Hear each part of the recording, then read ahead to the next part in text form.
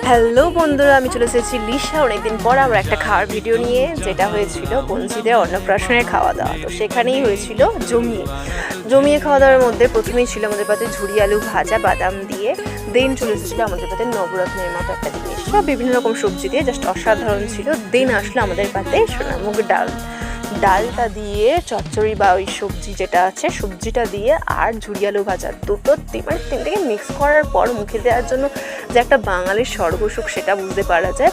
দেন আমাদের পাতে চলে আসলো সর্ষে পমফ্রেট।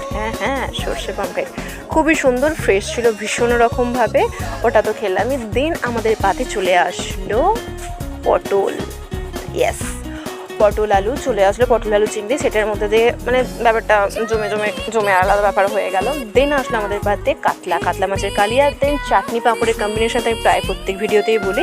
দেন আসলো পায়েস, দেন আসলো আমাদের পাতে রসগোল্লার পাশে দুটো সন্দেশ নিলাম, আর দেন